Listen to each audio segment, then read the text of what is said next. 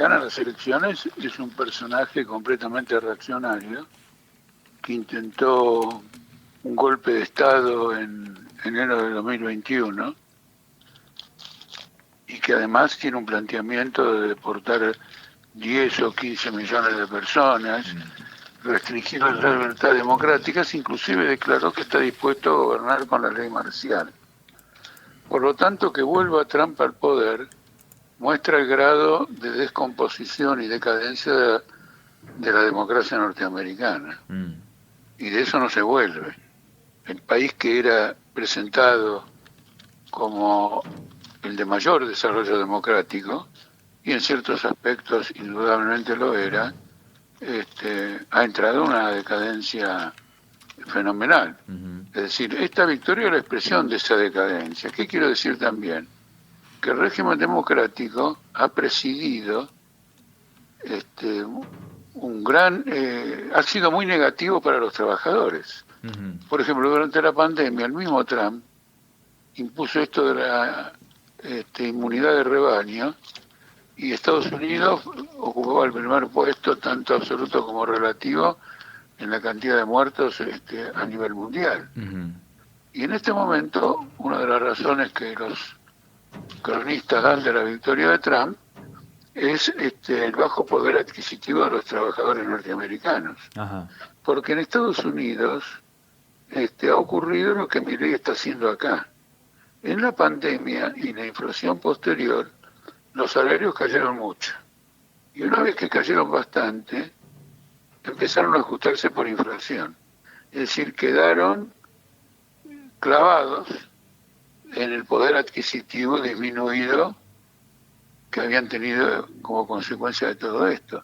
Esto explica la cantidad de huelgas que ha tenido Estados Unidos en los últimos 2 años y que invariablemente eran huelgas que no se producían desde hace 40, 30 y hasta 50 años.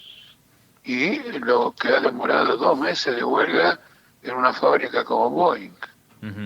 Por lo tanto, en Estados Unidos en el último tiempo ha habido una concentración de riqueza espectacular, porque mientras el ingreso de los trabajadores quedó fijado en los niveles de la pandemia y de la inflación posterior, la bolsa ha tenido ganancias espectaculares, como igual que en Argentina, la bolsa, los bonos, del orden del 60% anual. Claro. Entonces había una concentración de riqueza muy grande y como en Estados Unidos hay pequeños contribuyentes que también tienen acciones y las compras, pequeñas compras, han vivido de las migajas de ese tipo de inversiones en fondos comunes, etcétera. Sí. Pero fundamentalmente esto marca el retroceso de la democracia de Estados Unidos y esto es el resultado del retroceso de Estados Unidos como potencia mundial. Claro. En la época, después de la guerra, tenía el 60% del comercio mundial, ahora está por debajo del 25%. Y en materia de producto, si se lo mide por el poder adquisitivo, por lo que uno puede comprar en cada país con su producto, el primer producto bruto internacional es el de China, no el de Estados Unidos. Claro. Jorge, le pregunto esto porque antes ya, pero a partir del triunfo, comenzaron aquí a decir, no, pero se parece a un peronismo, no, se parece a Milei, no, está más cerca de uno que de otro. ¿Cuál es su posición al respecto? ¿Qué ve? ¿A qué se parece? Se parece al peronismo de Menem, se parece a Milei, porque el peronismo ha jugado en la historia argentina muchos roles. El mayor ajuste, el primer gran ajuste fuera de la dictadura, lo hizo el peronismo con Menem. Primer gran ajuste. Por eso Milei se considera un heredero de Menem. Sí. Por lo tanto, Milei es un peronista de Menem. Y por eso la familia Menem está con Milei. Claro. Bueno, lo que hay en esta observación que hacen estas personas es importante porque hay algo de verdad, que es un gobierno bonapartista, es decir, es un gobierno de, como se dice, de poder personal. Ajá. Entonces, ¿quién arbitra los conflictos del país? En un país de desarrollo democrático lo arbitra el Congreso, Sí. donde a través de leyes va atendiendo a las presiones de distintos sectores de la población. Cuando hay un régimen bonapartista, el que arbitra es el poder dominante, el poder del Ejecutivo. Sí. Eso pasaba con Perón, indudablemente, pasó con Menem, ¿no es cierto? Sí. Y ahora Milei está tratando de que pase por él. Ajá. ¿En qué se manifiesta eso? En la cantidad de decretos que emite. Es evidente que él quiere gobernar por medio de decretos. Sí. Y eso es una señal del intento de instaurar un poder de tipo personal. Es también una manifestación de la descomposición de la democracia, porque la democracia es producto de un capitalismo en ascenso. En los capitalismos que retrocede, junto con el retroceso del capitalismo se va abajo la democracia. Porque como el capitalismo es un régimen de explotación social, cuando deja de tener algunas ventajas que le permitan tirarle algunas migajas a los trabajadores, se agudiza el clima social, se agudizan los enfrentamientos, la clase media se empobrece y entonces el clima para debates democráticos, para soluciones consensuadas y todo lo demás, se evapora. Se evapora, claro, claro. Y ahí talla el gobierno de poder personal. Exacto. Jorge, está Rodrigo Lasdica, que es mi compañero y amigo también aquí. ¿Qué tal, Jorge?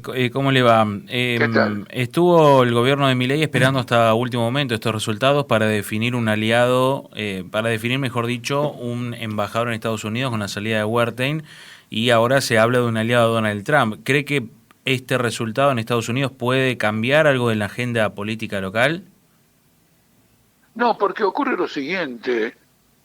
Si estoy hablando de un país con problemas económicos, me refiero a Estados Unidos, retroceso, competencia, retroceso frente a China, no es alguien que pueda salir a proteger a nadie. Se está tratando de salvar él mismo. Entonces él va a tener en cuenta, ese gobierno, en este caso el de Trump, los problemas que provocan este retroceso y no lo que le está pasando a Milei. Eso es absolutamente indudable. Él tiene que enfrentar problemas de guerra. Él ha dicho, ha hablado con el primer ministro de Israel, y lo que le dijo es, che, acabá con los palestinos de una vez por todas. Es decir, está a la derecha del propio gobierno sionista, está por la eliminación de los palestinos, pero rápido para terminar con este conflicto. Él apoya una guerra contra Irán. Y si me permite extenderme, él no está buscando una paz en Ucrania. Él está comprendiendo, como comprenden mucho en Estados Unidos, que el régimen ucraniano se desmorona. Y usted no puede dejar al país con el territorio más grande de Europa a la deriva. Probablemente complote con Putin un golpe de Estado y establecer un gobierno de mutuo acuerdo con Rusia, no de mutuo acuerdo en el sentido que les convenga a los dos, pero que, digamos, sea un consenso para detener el derrumbe que tiene el ejército ucraniano. Claro. De manera que, fíjese que, en mi opinión, proceder a un golpe de Estado no es una salida pacífica. No. La situación se va a agravar en Ucrania. Putin no es un cumplidor de palabras, simplemente defiende determinados intereses, y si eso no funciona, no va a andar cumpliendo tipo de acuerdos. Es decir, yo lo que quiero que comprendan es lo siguiente: cuando alguien gana, y en Estados Unidos, todos son felicitaciones. En realidad, lo que tenemos es una tragedia, que se lo va a llevar puesto al mismo Trump. Tenemos una tragedia en el sentido de una potencia en franco retroceso que elige como presidente a alguien que quiere cambiar las reglas del juego que llevaron a este retroceso. Claro. Pero el retroceso tiene un carácter histórico. No es que vino Mahoma y cambió las reglas del juego. No es un problema de cambios del juego. Es una potencia en retroceso. ¿Por qué? Porque es una potencia que ya tiene un capital amortizado. Mire, en Estados Unidos es uno de los países, probablemente el más, en este sentido, que no invierte en infraestructura nacional. No. Los caminos están rotos, los puentes se caen. O un Cuando caso, cuando Estados Unidos estaba en ascenso, nació el sueño americano. Todo el mundo se compró una vivienda después de la guerra. Sí. Entonces este contraste, esta analogía que estoy estableciendo, ayuda a entender este proceso de realidad.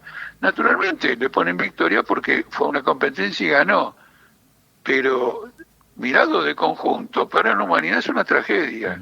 Ahora, no es que la mujer, la Harris, digamos, iba a ser mejor, porque finalmente los dos presiden el mismo régimen político y el mismo Estado, ¿no es cierto? Pero la novedad acá es que mientras ella decía, vamos a mantener el statu quo, Estados Unidos es fuerte, yo voy a dar un subsidio del 25% para hacer viviendas. No, él lo que ha dicho es que va a bajar brutalmente el impuesto de ganancia hacia toda forma de rédito de las grandes empresas y lo va a nombrar a Elon Musk en el puesto que en la Argentina tiene Federico Schwarzenegger. Claro, sí. Es decir, que viene un empresario, el más importante del mundo, a serruchar todo lo que pueda serruchar en el Estado para concentrar las inversiones en las industrias que él maneja y que manejan otros también, indudablemente, como en lo relativo a la inteligencia artificial, las cuestiones espaciales, y Elon Musk potencialmente es el que tiene, potencialmente, no en este momento, el que va a tener la mayor confrontación con China. Claro.